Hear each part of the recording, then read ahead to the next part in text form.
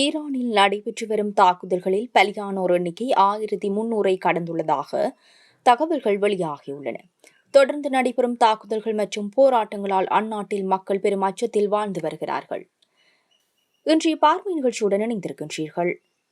ஈரானில் உள்ள எண்ணெய் கிடங்குகளை குறிவைத்து இஸ்ரேல் தாக்குதல் நடத்திய நிலையில் அது தொடர்பான காணொலிகள், காட்சிகள் இணையத்தில் வேகமாக பரவி வருகின்றது. அதில் வீதிகள் முழுக்க தீப்பற்றி எரிந்த சூழலில் நெருப்பு நகரத்தின் முக்கியமான வீதிகளில் ஏற்பட்டுள்ளது.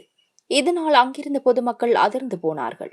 ஈரானின் தலைநகர் தெஹ்ரானில் உள்ள 5 எரிபொருள் கிடங்குகள் மீது இஸ்ரேல் திடீரென வான்வழி தாக்குதலை நடத்தியுள்ளது.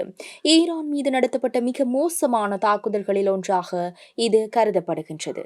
எண்ணெய் கிடங்குகள் மீது நடத்தப்பட்ட தாக்குதல் காரணமாக மிகப்பெரிய வெடிப்பு ஏற்பட்டுள்ளது. மேலும் இதனால் கிளம்பிய புகை மண்டலத்தால் ஒட்டுமொத்த தெஹ்ரானிலும் இருள் சூழ்ந்துள்ளது. இந்த தாக்குதலில் 2 டேங்கர் ஓட்டுநர்கள் உட்பட 4 பேர் உயிரிழந்துள்ளதாக ஈரான் தரப்பில் தெரிவிக்கப்பட்டுள்ளது. அமெரிக்கா, இஸ்ரேல் போர் விமானங்கள் தெஹ்ரான் மற்றும் அதை சுற்றியுள்ள பல எண்ணெய் கிடங்குகள் மீது தாக்குதல் நடத்தியதில் பெரும் தீ விபத்துகள் ஏற்பட்டன. அடர்த்தியான கருப்பு புகை தெஹ்ரான் முழுக்க பரவியதுடன் கராச் போன்ற புறநகர் பகுதிகளிலும் இது தெளிவாக தெரிந்தது.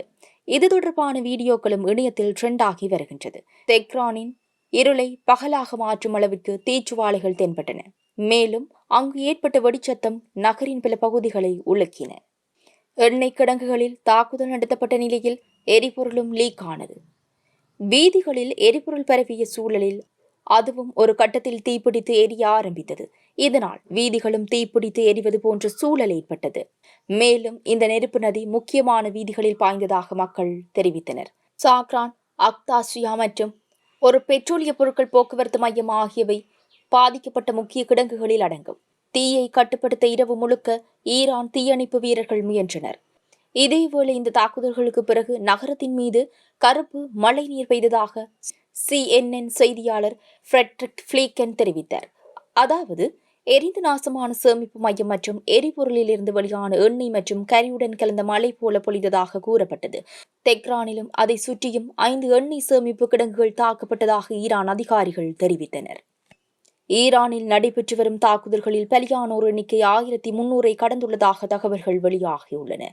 தொடர்ந்து நடைபெறும் தாக்குதல்கள் மற்றும் போராட்டங்களால் அந்நாட்டில் மக்கள் பெரும் அச்சத்தில் வாழ்ந்து வருகிறார்கள். இந்த சூழ்நிலையில் பாதுகாப்பு கருதி சுமார் 1 லட்சம் மக்கள் தங்கள் வீடுகளை விட்டு வெளியேறி பாதுகாப்பான பகுதிகளுக்கு இடம்பெயர்ந்துள்ளதாக கள தகவல்கள் தெரிவிக்கின்றன.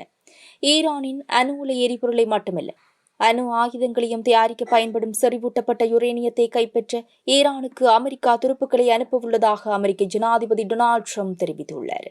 ஈரானின் புதிய உச்ச தலைவர் எங்களிடமிருந்து ஒப்புதல் பெற வேண்டும் என்றும் ட்ரம்ப் தெரிவித்தார். இல்லையெனில் அயாதுல்லா அலி கமேனிக்கு பிறகு யார் தெரிவு செய்யப்பட்டாலும் நீண்ட காலம் நீடிக்கப் போவதில்லை என்றும் கூறினார். என்னை போன்ற ஒரு ஜனாதிபதி உங்களிடம் இல்லாத போது ஒவ்வொரு 10 வருடங்களுக்கும் நாங்கள் திருப்பிச் செல்ல வேண்டியதில்லை என்பதை நாங்கள் உறுதி செய்ய விரும்புகிறோம் என்று அவர் குறிப்பிட்டார். பழைய ஆட்சியுடன் தொடர்புடைய ஒருவரை அங்கீகரிக்க தயாராக இருப்பேன் என்றும் கூறினார். ஒரு நல்ல தலைவரை தேர்ந்தெடுப்பதற்காக நான் அதை செய்வேன் என்றார். இந்நிலையில் அமெரிக்க ராணுவம் வரும் வரை நாங்கள் காத்திருக்கின்றோம். தரைவழி போரில் அமெரிக்க ராணுவத்தை எதிர்கொள்ளும் அளவிற்கு நாங்கள் வலிமையானவர்கள் என்று ஈரானிய வெளியுறவு அமைச்சர் அப்பாஸ் அராக்சி தெரிவித்துள்ளார். ஈரானிய வெளியுறவு அமைச்சர் அப்பாஸ் அராக்சி பல அமெரிக்க ஊடகங்களுக்கு நேரடி நேர்காணலை வழங்கி அமெரிக்க தாக்குதல்கள் மற்றும் ஈரானின் நிலைப்பாடு குறித்து தனது கருத்துக்களை வெளிப்படுத்தினார். இதன்போது போர் சூடுபிடித்து வருகின்றது. ஜனாதிபதி ட்ரம்ப் உங்களை சரணடைய சொல்கிறார். ட்ரம்ப் ஈரான் மீது தரைவழி தாக்குதலை நடத்த தயாராக உள்ளார். நீங்கள் என்ன பேசுகிறீர்கள் என்று ஒரு அமெரிக்க அறிவிப்பாளர் ஈரானிய வெளியுறவு அமைச்சரிடம் கேட்டார். அதற்கு பதிலளிக்கும் போது அவர் இவ்வாறு தெரிவித்துள்ளார். இது தொடர்பில் தெரிவித்ததாவது, அமெரிக்க ராணுவம் வரும் வரை நாங்கள் காத்திருக்கின்றோம்.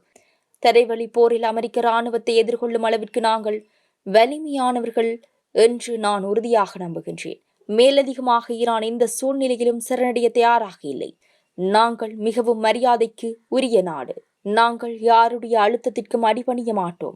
அச்சுறுத்தல்களுக்கும் நாங்கள் அடிபணிய மாட்டோம். அவர்கள் எங்களுக்கு காட்டும் மரியாதைக்கு ஈடாக நாங்கள் யாரையும் மதிக்கின்றோம். அமெரிக்கா எங்கள் மீது எதையும் கட்டாயப்படுத்த முடியாது என்று வெளியுறவு அமைச்சர் சுட்டிக்காட்டினார். இதேவேளை அமெரிக்க இஸ்ரேல் தாக்குதலில் கொல்லப்பட்ட தனது தந்தை அயாதுல்லா அலி கமேனியை தொடர்ந்து மொய்ஜ்தபா கமேனி ஈரானின் புதிய உச்ச தலைவராக தேர்ந்தெடுக்கப்பட்டார் என ஈரான் அரசு ஊடகங்கள் ராய்டர்ஸ் செய்தி நிறுவனத்திற்கு தெரிவித்துள்ளன. ஈரான் அணு ஆயுத சோதனை நடத்துவதாக கருதிய அமெரிக்கா அந்த நாட்டின் மீது இஸ்ரேலுடன் சேர்ந்து தாக்குதல் நடத்தி வருகின்றது. எண்ணெய் நிறுவனங்கள் மீது தாக்குதல் நடத்துவதால் எண்ணெய் கிடங்குகள் தீப்பற்றி எரிந்து அதில் உள்ள சில விஷவாயுக்கள் காற்றில் கலந்து பொதுமக்களுக்கு பாதிப்பு ஏற்படுத்தும் நிலை உள்ளது. இந்த தாக்குதலில் ஈரானின் உச்சத்தலைவரான அயாதுல்லா கமேனி கொல்லப்பட்டார். மேலும் ராணுவ தளபதிகள் உட்பட உயர் அதிகாரிகளும் உயிரிழந்தனர்.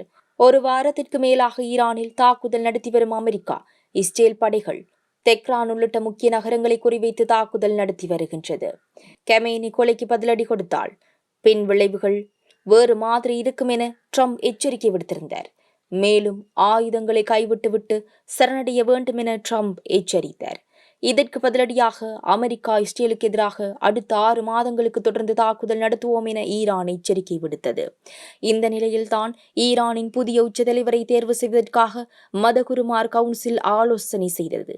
அதன்படி கொல்லப்பட்ட அயாதுல்லா கமேனியின் மகன் மொஜ்தபா கமேனி தேர்வு செய்யப்பட்டார்.